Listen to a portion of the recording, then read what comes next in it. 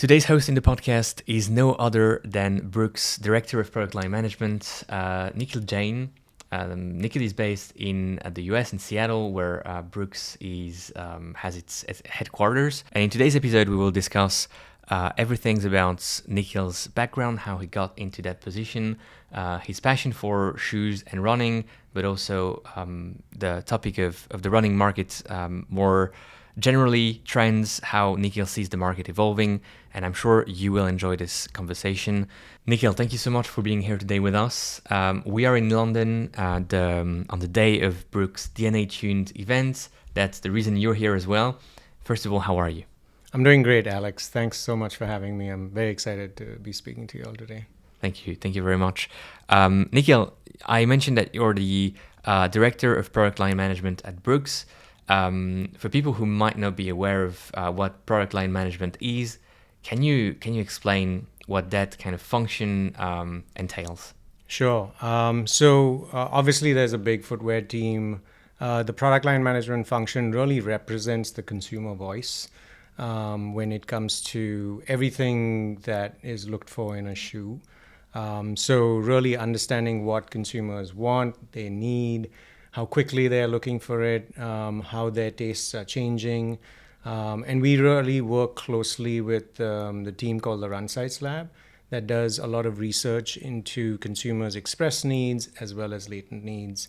And then we take that information, we distill it, synthesize it, and then bring it to designers, developers in terms of acute insights that we want to actually act on.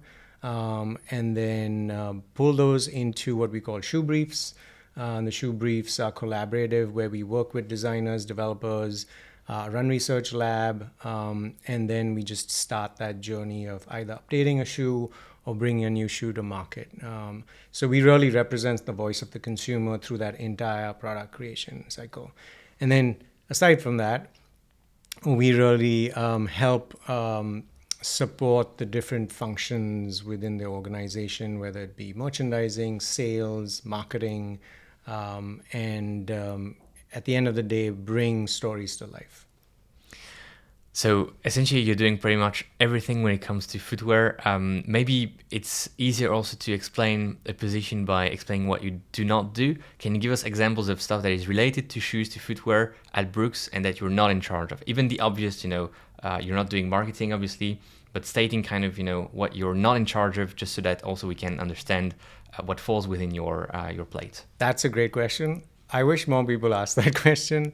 So it's interesting because usually when people find out you work for an athletic footwear brand, the first thing that they say is that, oh, you're a designer. So product line managers are not designers. That's one of the first things that I like to make clear. So I really appreciate that question. So we don't design the shoes, but we do work with designers. We do not engineer the shoes. We have developers that do that both in the US as well as in Asia. And so they're looking at everything from construction to blueprints and putting the shoe together, the costing of the shoe, the different vendors that we work with. And then finally, we have our Run Research Lab, and they're obviously in charge of everything from mechanical testing, biomechanical testing, metabolic testing. So we work with all those different functions as well as color and merchandising and trends within the footwear team. And then outside of the footwear team, it's usually everyone from sales, marketing. So we're not building stories that actually go to market. That's where the marketing team comes in. But we build product stories based on insights, biomechanics, new technology, to paint a picture and really kind of bring an emotional side of what running means to consumers through a beautiful shoe. Now, Nikhil, I think this is also super insightful to understand that you're working with different teams: the design team, the color team. How many people work directly under your command, if I can call it that? So within the product line management function today, I would say we have about 8 to 10 people working across everything from innovation to inline. And then outside of that, obviously with all the different groups and functions, I would say we have close to about maybe 120 people working on the footwear team globally. Also, again, because I hope this conversation can inspire younger people to discover jobs, careers in our own industry. Can you give us like a very quick rundown of what a day in your life, like a basic day, looks like from the moment you wake up or you get to work at least till you get out? Yeah. So I'd say at work, it's just every day is different, honestly. Very often we're looking at new shoes that are coming into the office and evaluating the shoes where they are in terms of prototypes.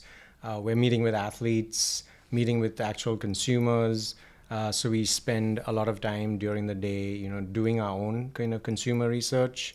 Very often we're presenting product internally, and those are different stage gates to get different functions on board with the strategy, explain the different shoes and the technologies, because we're just going through a lot of I guess you would say just bringing people on board. And so there's a lot of that.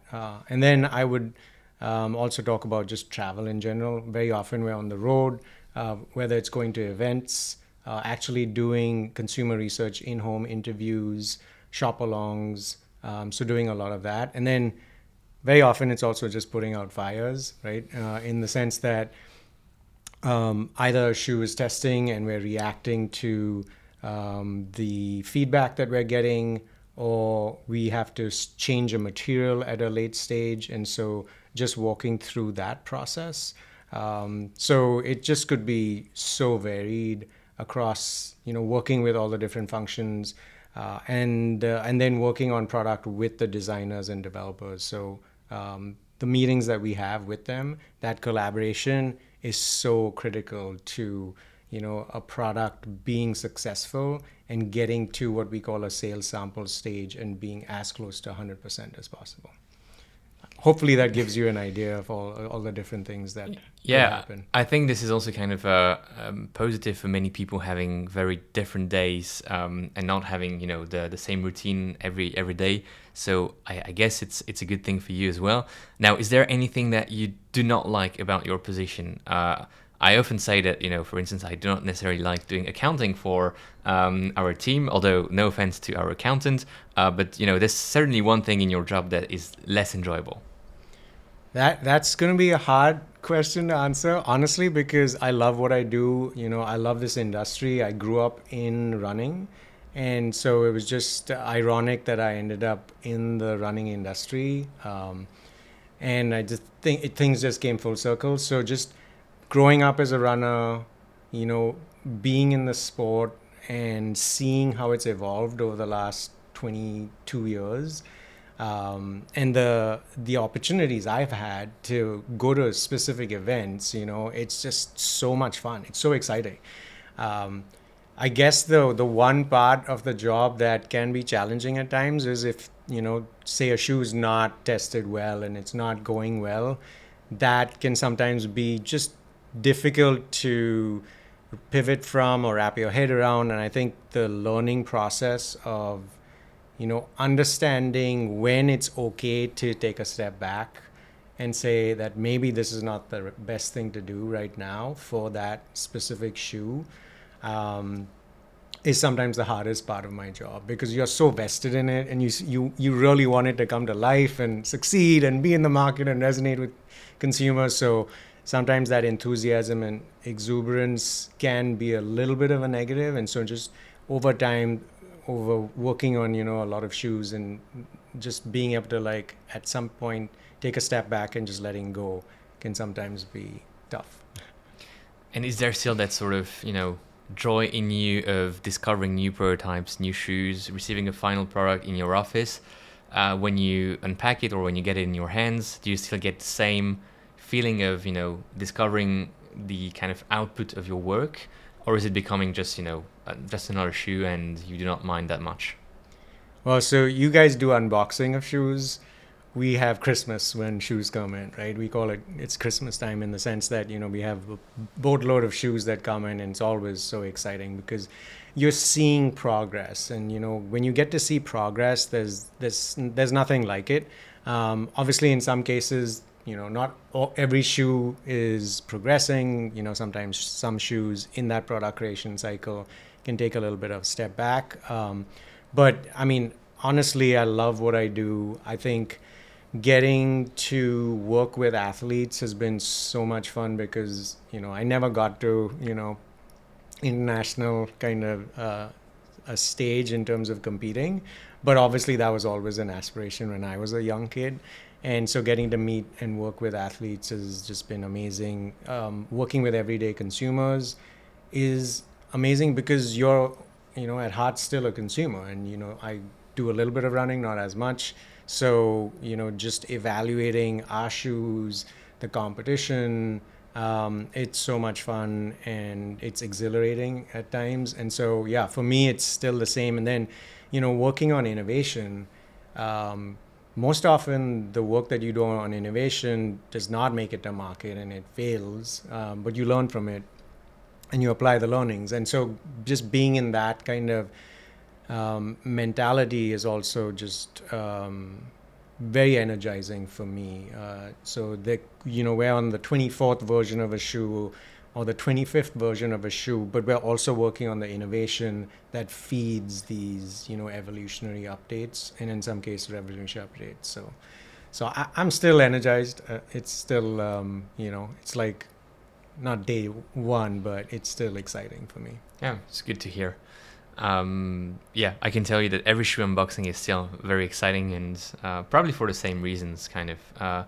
It's not necessarily that specific shoe, but it's seeing the progress of the market, a brand specifically, or just a franchise, the Glycerin franchise, seeing where it comes from and what we have now, which we'll discuss here in a second, is also very exciting for us as kind of half consumers and half insiders of the industry. Well, you guys get to unbox like shoes from multiple brands, yes. Right? So you get to see even more than. But I guess you do as well, no? I mean, you get also shoes from your competitors. We get to evaluate them when they come to market. I think you guys get more of an earlier sneak peek, Yeah. And so you're seeing so much more than we are. Now we have an idea of where the market is going, and we have our point of view, but we don't know, exactly what a lot of the other brands are doing. Whereas you guys do get, a little bit of a behind the scenes look, which is fun. Yeah, indeed. I'm very curious to understand also how you construct a product brief. What's in there? What's the key information? What messages you want to share with the recipient of that product brief? And maybe we can play a game of building a very short product brief together here today. But first, can you tell us what's inside a product brief? Sure, yeah. So we start with the consumer at Brooks. And like I said, we work really closely with the Runside Lab, where they do a lot of consumer research in terms of express needs, latent needs. So we're trying to understand who our target consumer is and make sure that we paint a clear picture of the target consumer, whether it's the usage, their mindset, what experience they're looking for. And the experiential side is really important for us. And then we're really looking for what we call like this kind of key insight or a nugget that is going to help provide us a little bit more information in terms of what that consumer is lacking in the previous shoe or in the market, what their want or need is. And so really taking that insight and then connecting it to something that is relevant from a biomechanical perspective, a technology that we know is in our innovation pipeline. And our job is then connecting the dots. And then what we'd like to do is take those kind of 3 or 4 elements and build a story around it. And so with that, we are able to start building that brief in terms of who the consumer is, what are they looking for, what is our problem to solve for that specific shoe in that season. And then we like to kind of really drill it down to what we call the top 3 benefits. And those are consumer benefits again. So what are those top 3 benefits? That's really the biggest part of our jobs as product line managers. And then we bring in the designer, the developer, our run research lab experts, and then they are the ones that are really tasked with coming up with the solutions and providing suggestions of what type of technology that we should use, what that offset should be, how to choose a material for the shoe, whether it's the foam, the outsole material, compound, the upper, what type of last, construction. So all those different kind of ingredients come into what we call a toolbox.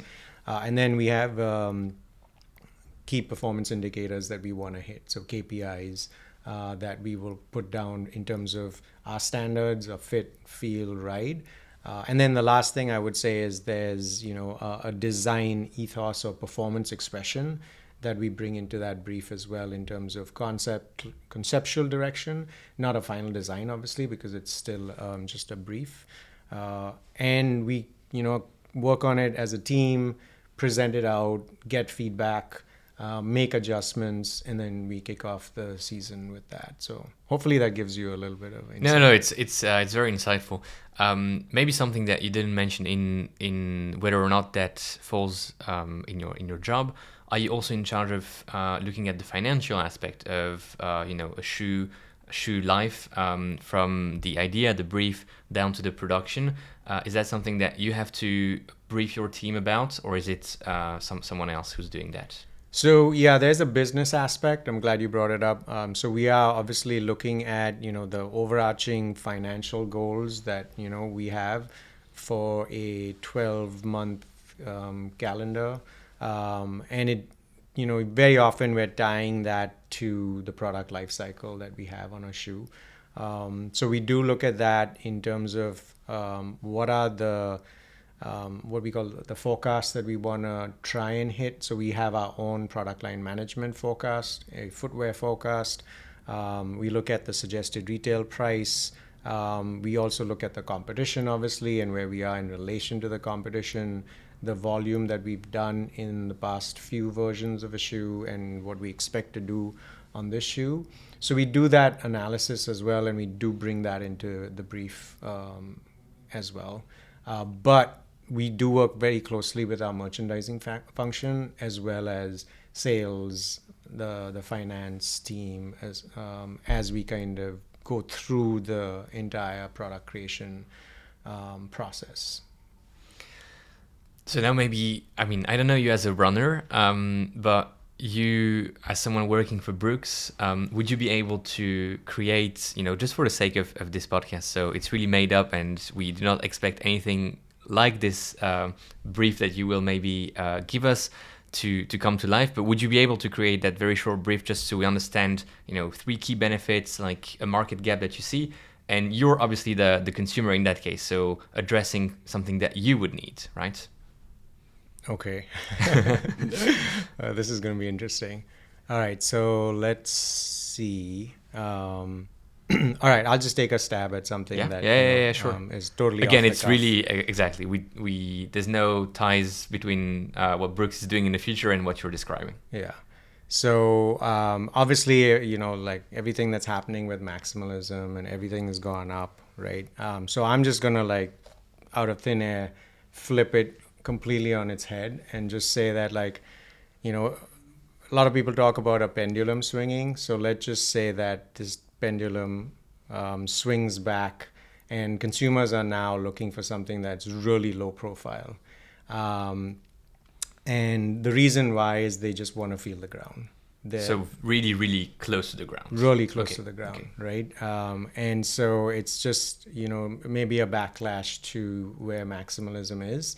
And so with that in mind, I think if that was the consumer insight that we were receiving, we would take that and then connect it to, well, what would that mean biomechanically for these consumers in terms of feeling the ground? How would it manifest in terms of rotation of the ankle, eversion?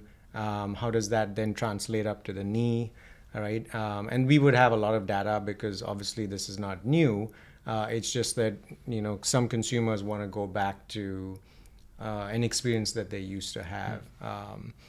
And so we would connect it to that, and then we would look at technologies like could could let's say our loft nitrogen injected work in that kind of environment where it now comes down, from, I'm just going to go with a ghost, which is 16 millimeters in the forefoot, 20, this is just the foam. So 16 in the forefoot, 26 in the heel, and it would go down 50%. So now we'd go to 8 millimeters in the forefoot and 18 in the heel, if my math is correct. Yeah. Right? And that again is just a midsole, because something that Brooks has changed a bit now, but in the past you were referring to the stack height as only the midsole and not the insole and outsole, which is also sometimes why people on the internet might find your infos as being very different from what there actually are compared to the industry measurements.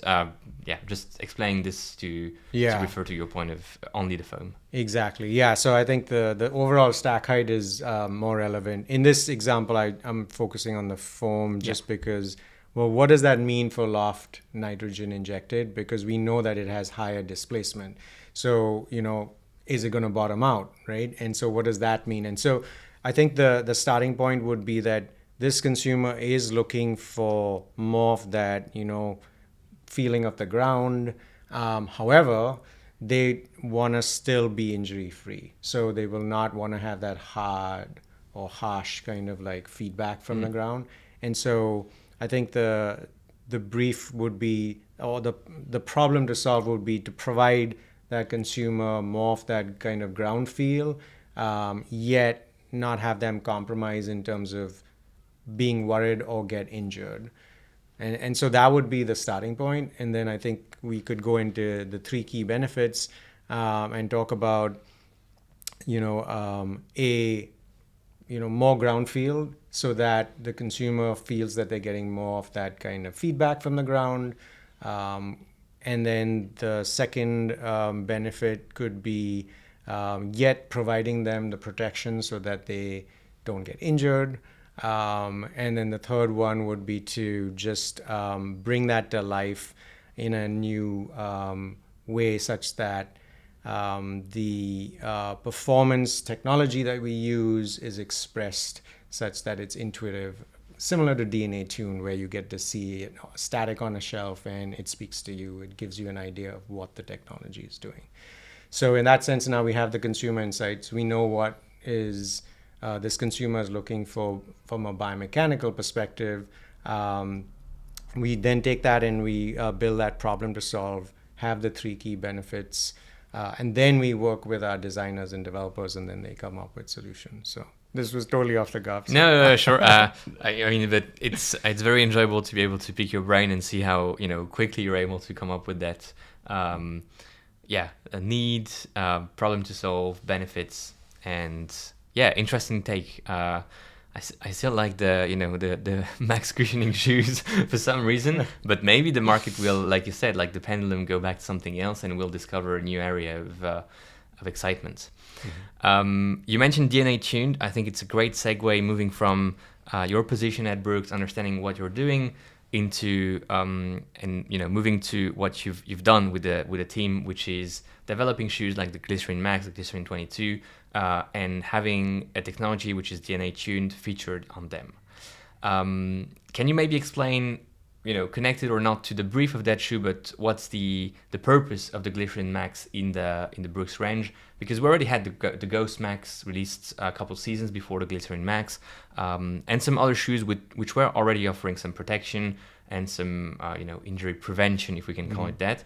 So why the Max also came to the Glycerin family?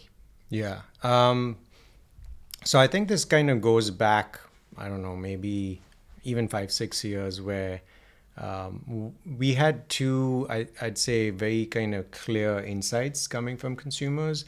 One was that consumers were just asking more for this, what they kind of described in their own words, this ease of roll.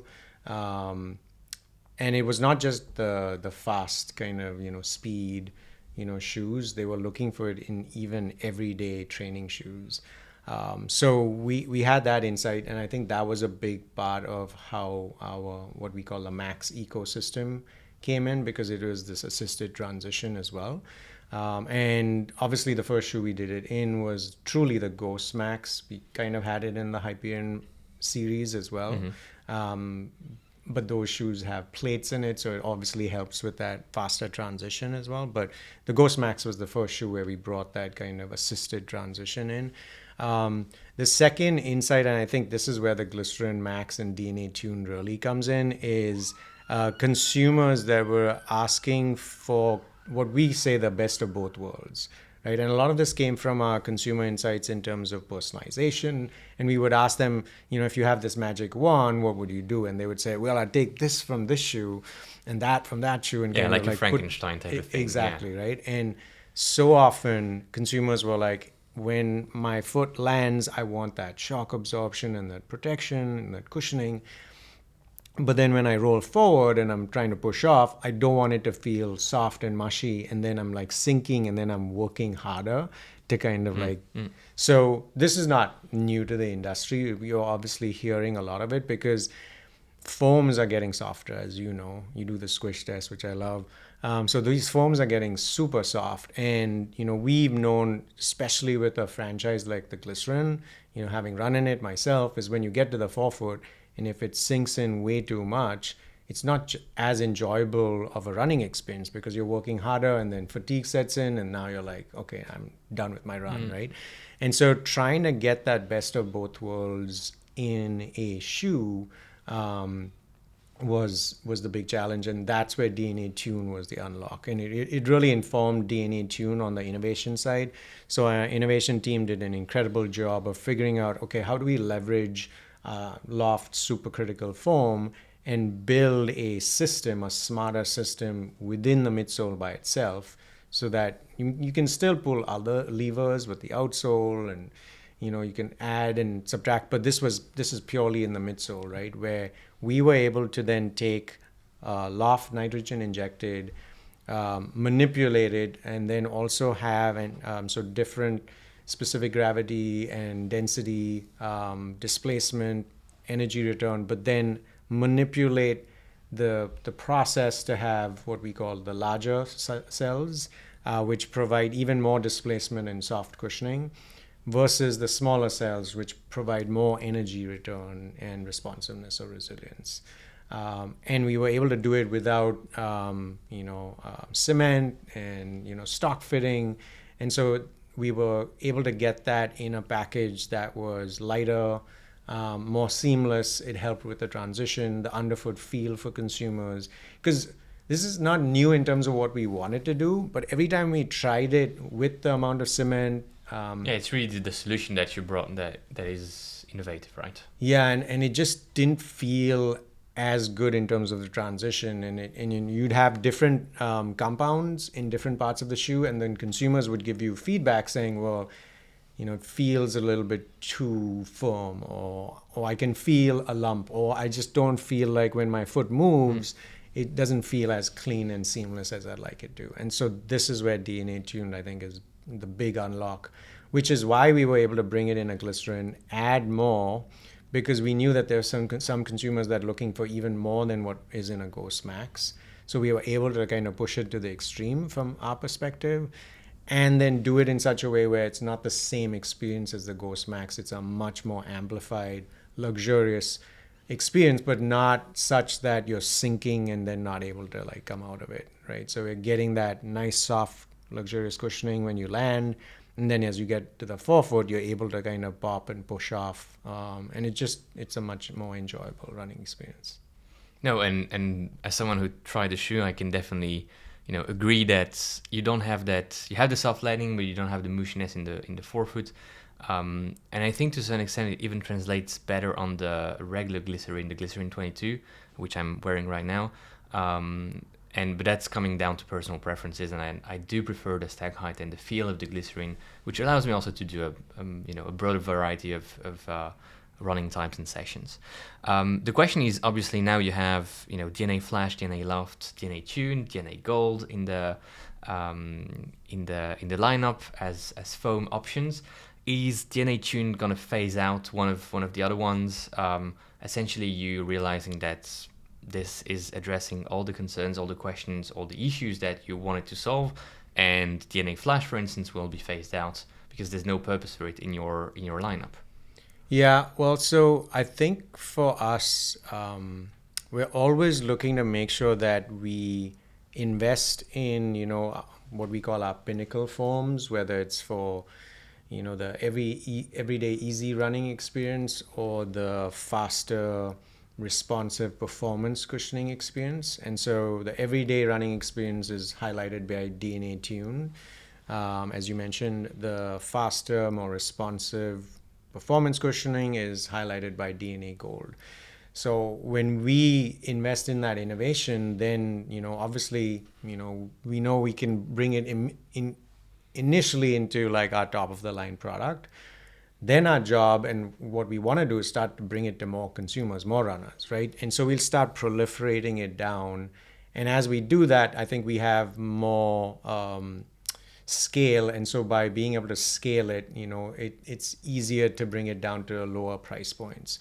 So as we're bringing DNA tuned into more shoes, DNA gold into more shoes, we do the same thing with our Loft nitrogen injected, Flash nitrogen injected. So they will still stay in the line, but they will proliferate to slightly lower price points because we want to bring that experience to runners that might not be spending as much money. So they won't actually go away, and we can't just replace them, because DNA tuned and DNA gold are still more pinnacle foams. So that's our strategy. Obviously, we're working even further out into the future. So I don't know what that looks like exactly from a timing perspective, but certainly DNA tuned is here to stay. It's resonating with consumers. It's there's a visual component which expresses the performance and the experience that it's bringing to runners, which we're really excited and happy about. Both our innovation and our design team did an incredible job of bringing that to life. And then DNA Gold, I mean, we can chat about that as well, where, obviously I would say Brooks is a little bit late to the party in terms of bringing that PIBA specific foam. But it was obviously informed by what consumers are looking for. And so, we needed to get it right for ourselves and make sure that as we executed in our race product, it was working, for our athletes. So all the innovation and work started with Des Linden, Zach Banning, Josh Kerr, CJ Albertson, right? And so they were racing marathons and miles in the shoe even before we were able to bring it to market. But now that we have it, we're going to proliferate DNA Gold as well, bring it to more runners. I think it's an excellent transition. I mean, we discussed a bit DNA tuned and now DNA Gold, which you introduced for the first time on the Hyperion Elite 4 PB. PB standing for PIBA, again, that kind of magical compound, or one of the magical compounds that people are really enjoying in some other shoes. It almost feels like that Hyperion Elite 4 PB is kind of coming in between, the 4, which was released 2 seasons ago at the end of 2023, and the 5, which we've seen already at the running event. Is it on purpose? Did you see an opportunity, an open door, and you entered? And to some extent, I'm almost tempted to ask you, why do you have to bring the 5 to market when the 4 PB is so, perfect or close to perfection? Yeah, I mean, look, we were, working with our athletes, like I said, and the athletes were testing this, blend of PIBA that we had, not blend, but this actual pure PIBA that we had. And so we're always testing it, and we're working on multiple shoes, as you know, right? So, if a shoe is going to market, we're not only working on the next version, but the version after that as well. And so with our athletes, we were building not only the Hyperion Elite 5 that had DNA Gold in it, as we're going through prototyping not only the shoe, but also finalizing the form, right? Like still working on the form. And then knowing that the athletes were resonating with it, we saw the opportunity to take the Hyperion Elite 4 and give them that shoe with DNA Gold, right, to compete in. Because the Hyperion Elite 5 was still in a really initial prototype phase.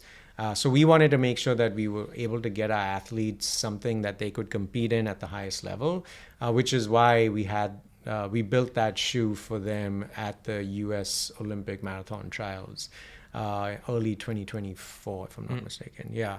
And so, and they liked the Hyperion Elite 4 a lot. And then when we gave them this shoe with PIBA in it, they were like, oh my God, this is even better, right? And significantly. And so they were just like, okay, now I've got the PIBA shoe. And so, Zach Banning was leading the trials for whatever, 19 miles. Every single athlete was talking about how much they like the shoe. And then, in the past, we've done metabolic testing with 2 to 5 athletes. This time we invested and we brought in 24 athletes.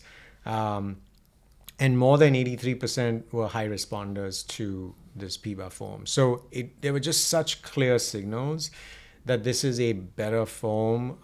And so we just saw the opportunity that, a full year after the Hyperion Elite 4 launched, we would bring in the PB version.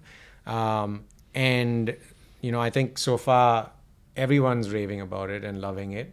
And so it just made sense to make that quick change. But we don't want to slow down the Hyperion Elite 5.